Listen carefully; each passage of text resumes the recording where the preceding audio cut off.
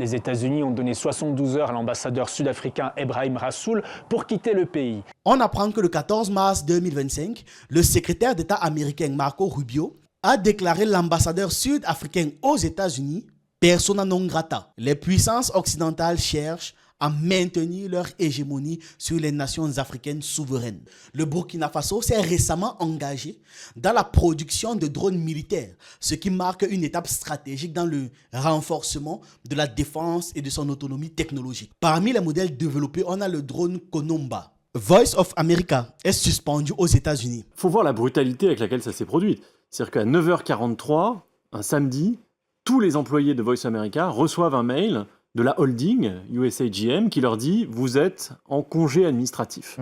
Et au même moment, sur le réseau X, la conseillère de Donald Trump à la tête de l'agence qui chapeaute Voice of America et plusieurs médias publics a annoncé, je cite, que les subventions fédérales ne faisaient plus partie des priorités de l'agence. Dans la poursuite des sanctions et des énervements de Trump, on apprend que le 14 mars 2025, le secrétaire d'État américain Marco Rubio a déclaré l'ambassadeur sud-africain aux États-Unis persona non grata, l'accusant d'attiser les tensions raciales et de manifester de l'hostilité envers l'Amérique et le président Trump. Cette décision oblige le diplomate sud-africain à quitter le territoire américain d'ici le 21 mars. Cette mesure exceptionnelle s'inscrit dans un contexte de relations déjà tendues entre les deux nations. C'est une annonce qui illustre les vives tensions entre Washington et Pretoria depuis plusieurs semaines. Les États-Unis ont donné 72 heures à l'ambassadeur sud-africain Ebrahim Rasool pour quitter le pays. Il avait ouvertement dénoncé la politique de Donald Trump lors d'une conférence en ligne ce vendredi. Il avait accusé le gouvernement américain d'avoir des valeurs liées à l'extrême droite, comme le suprémacisme blanc, mais aussi de mener une politique dure contre l'Afrique du Sud, un pays qui ne s'aligne pas avec les États-Unis dans certains conflits, comme en Ukraine ou à Gaza. Des propos condamnés par Marco Rubio, le chef de la diplomatie américaine, qui a accusé l'ambassadeur sud-africain d'inciter à la discrimination raciale et de mépriser le président américain. Pretoria, de son côté, a déclaré que l'expulsion était un acte regrettable. Washington a aussi critiqué Pretoria après sa plainte pour génocide visant Israël devant la Cour internationale de justice. Précédemment, l'administration Trump avait suspendu l'aide financière à l'Afrique du Sud, critiquant sa politique foncière visant à corriger les inégalités héritées de l'apartheid, perçu par Washington et Elon Musk, un héritier de l'apartheid, comme étant discriminatoire envers les Blancs. De plus, les liens de Pretoria avec les nations comme la Russie, l'Iran, suscitent des inquiétudes aux États-Unis. Les relations entre l'Afrique du Sud et les États-Unis ont toujours été complexes. Ça vacillait comme ça entre coopération et tension. L'Afrique du Sud, en tant que puissance régionale en Afrique australe, joue un rôle clé dans les dynamiques politiques et économiques du continent.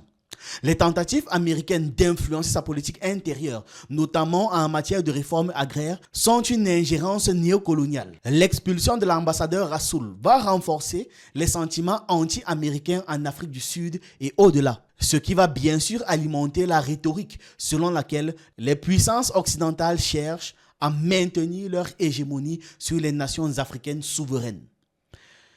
Malheureusement, ce n'est pas une rhétorique, c'est une réalité, c'est un fait, c'est vrai. C'est ce qu'ils cherchent à faire.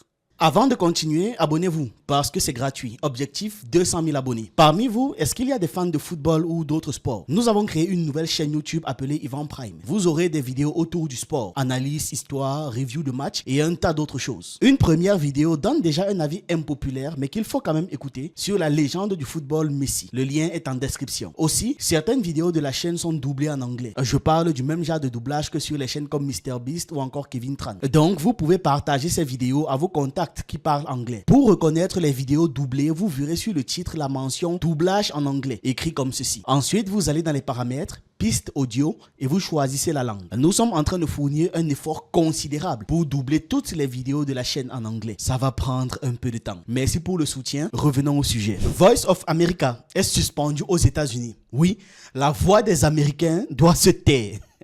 Et après, on va reprocher aux dirigeants africains qui veulent le bien de leur peuple de chasser ces médias nuisibles. Le 15 mars, Donald Trump a signé un décret visant à supprimer l'agence des États-Unis pour les médias mondiaux. en abrégé USAGM. C'est un organisme public donc financé par l'État américain qui supervise plusieurs médias dont Voice of America en abrégé VOA, l'Office of Cuba Broadcasting, Radio Free Europe, Radio Liberty, Radio Free Asia et d'autres. Donc, à peine un jour après l'annonce du licenciement général du personnel, les employés sous contrat ont reçu des courriers leur indiquant qu'ils allaient également perdre leur poste d'ici la fin du mois. Dans ces messages, il leur était ordonné de cesser immédiatement toute activité et se voyait interdire l'accès aux locaux et au système informatique de l'agence. Il faut voir la brutalité avec laquelle ça s'est produit. C'est-à-dire qu'à 9h43, un samedi, tous les employés de Voice America reçoivent un mail de la holding USAGM qui leur dit « vous êtes en congé administratif ». Il n'y avait pas eu de véritable signe avant-coureur, à part des tweets furibars de Elon Musk. Évidemment, les Américains ne connaissent pas ces médias qui sont destinés à des publics extérieurs aux États-Unis. Donc le propos et la raison, tout ça est complètement scandaleux. Mais la brutalité avec laquelle ça arrive, c'est vraiment une faute morale. C'est une forme de censure. Enfin, on en arrive à ce moment paradoxal où la décision du gouvernement américain, c'est de couper le sifflet à Voice of America. Enfin, je ne sais pas comment dire plus clairement le suicide d'une forme de combat historique de l'Amérique. C'est une négation de 80 ans d'histoire au service de la presse libre et de l'information fiable. Oui, la méthode est musclée, puisque les journalistes qui se rendaient hier à Washington dans leur bureau à Voice of America pour aller travailler, se sont vus bloqués à l'entrée du bâtiment, leur badge désactivé. Et on leur a dit de rentrer chez eux pour une durée indéterminée. Et au même moment, sur le réseau X, la conseillère de Donald Trump à la tête de l'agence qui chapeaute Voice of America et plusieurs médias publics, annonçait, je cite, que les subventions fédérales ne faisaient plus partie des priorités de l'agence. La veille, vendredi soir, Donald Trump a signé un décret en ce sens qui vise non seulement Voice of America, mais d'autres radios qui émettent en Europe, en Asie, au Moyen-Orient, dans plusieurs dizaines de langues différentes. En fait, c'est un cadeau offert aux ennemis de l'Amérique. C'est ce qu'estime le président de l'une des radios concernées. La Maison-Blanche a justifié cette décision en affirmant que la suppression du financement public de VOA allait empêcher que l'argent du contribuable américain ne serve à diffuser une propagande radicale. Un communiqué officiel publié le 15 mars intitulé « La voix de l'Amérique radicale » détaille plusieurs manquements qui sont reprochés à VOA. Parmi les accusations figure la diffusion de contenus jugés hostiles à Trump sur les réseaux sociaux et l'utilisation présumée de la plateforme à des fins politiques partisanes. L'administration lui reproche aussi une mauvaise gestion des fonds et la suppression de reportages qui critiquent l'Iran. Donc, avec l'argent du contribuable, on doit obligatoirement critiquer l'Iran, si je comprends bien, mais c'est interdit de critiquer Donald Trump, le pays de la démocratie et de la liberté des expressions. Mon œil. Pour Donald Trump, il s'agit de la bureaucratie inutile. Il l'a écrit, des dépenses pour rien. Mais au-delà, en fait, il estime que ces médias financés par le gouvernement ne défendent pas suffisamment sa vision de l'Amérique. Et pour preuve, un post posté sur le réseau X par l'un des porte-paroles de la Maison-Blanche, Harrison Fields, a écrit « Goodbye, au revoir » dans une vingtaine de langues différentes, avec un lien vers un article datant d'octobre 2023, à l'époque où Voice of America se demandait comment nommer le Hamas, ce qu'il fallait parler d'un groupe terroriste. C'est une ligne éditoriale, estime Donald Trump, qui ne correspond pas à sa vision actuelle de l'administration. Les contribuables, écrit-il, Donald Trump, n'ont plus à payer pour la propagande radicale. La Maison-Blanche affirme détenir, être en possession de plus d'une douzaine de sources attestant des biais récurrents de VOA et de son non-respect des standards journalistiques.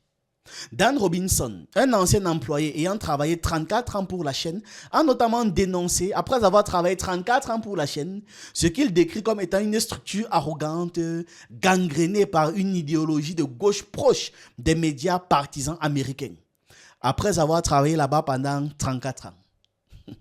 Kari Lake, conseillère principale de l'USAGM, nommée par Donald Trump, a évidemment soutenu la mesure présidentielle, déclarant que l'agence allait poursuivre uniquement les programmes légalement requis, se débarrassant du reste. Elle a également dénoncé un climat marqué par le pillage, la fraude et les abus. estimant que le contribuable américain ne devrait pas supporter le coût de tout ça là. Parce que selon elle, l'agence constitue une institution corrompue, un fardeau financier et une menace pour la sécurité nationale dont le dysfonctionnement sont irréparables. Voilà, c'est irréparable, c'est trop dysfonctionnant, faut se mangater. Trump avait déjà signé le 14 mars un décret réduisant les ressources allouées à l'agence mère USAGM.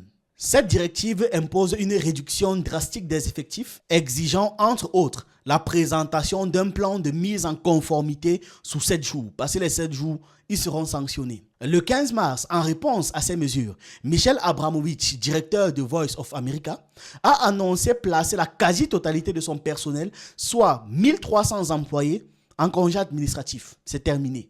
Quelques semaines plus tôt, en février, Elon Musk avait exprimé son soutien à la fermeture de ce média, estimant qu'il n'était plus écouté, et les comparant à des radicaux gauchistes discutant entre eux, tout en dilapidant $1 milliard d'argent public chaque année. Voilà. Il expliquait qu'il ne servait à rien. En plus, ce sont des gauchistes. À noter qu'en Russie, ces agents sont classés comme étant des agents étrangers depuis 2017. En février 2024, le ministère de la Justice russe a également inscrit Radio Free Europe et Radio Liberty sur la liste des organisations considérées comme indésirables. Donc actuellement, même dans leur pays, aux États-Unis, ces médias sont chassés. Et c'est nous en Afrique qui devons les laisser, c'est ça. On va fermer tous les médias et toutes les ONG inutiles à nos pays là. Ce sera fermé. On termine la vidéo avec une information qui fait plaisir, c'est que le Burkina Faso s'est récemment engagé dans la production de drones militaires, ce qui marque une étape stratégique dans le renforcement de la défense et de son autonomie technologique. Oui, c'est magnifique. Les autorités présentent cette initiative comme étant un levier essentiel pour accroître les capacités des forces armées face aux menaces sécuritaires, notamment celles posées par les groupes terroristes actifs dans toute la région du Sahel.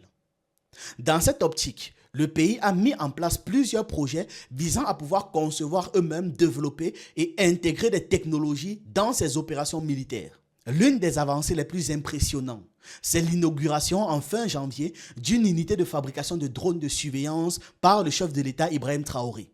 Lors de cet événement, il a souligné l'importance de développer une expertise locale, ce qui illustre donc la volonté du pays de répondre aux défis sécuritaires tout en favorisant l'innovation technologique. En complément, il y a un centre de formation pour pilotes de drones qui a été mis en place en septembre 2024 afin d'améliorer les capacités opérationnelles des forces de sécurité intérieure. Cette formation spécialisée permet aux militaires de se perfectionner dans l'utilisation de tous ces appareils-là, les drones et consorts, devenus un atout majeur dans la lutte contre le terrorisme.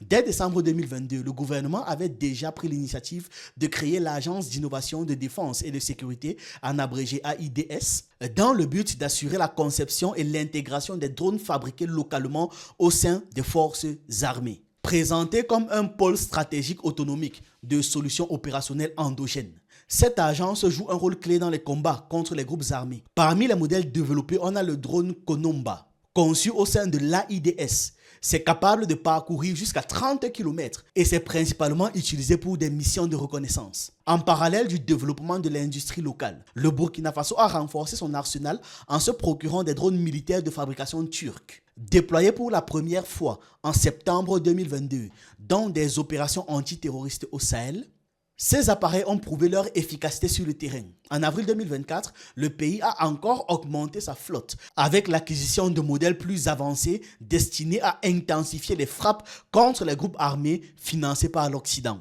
Donc, en définitive, en conclusion, le Burkina Faso mise sur une approche hybride, combinant le développement de sa propre technologie, de sa propre capacité de production. Et il couple à ça, il fusionne à ça l'acquisition de technologies militaires expérimentées déjà à l'international, dont ceux d'autres États ou d'autres groupes. Cette stratégie permet d'accroître la souveraineté technologique tout en optimisant l'efficacité de toutes les opérations militaires du pays. Voilà, comme promis, on a terminé avec une bonne nouvelle. Je vous laisse avec la question. Quel pays d'Afrique a récemment annoncé son retrait de la Cour pénale internationale en raison d'accusations de partialité? A. L'Afrique du Sud. B. Le Kenya. C. Le Burundi. D. Le Nigeria.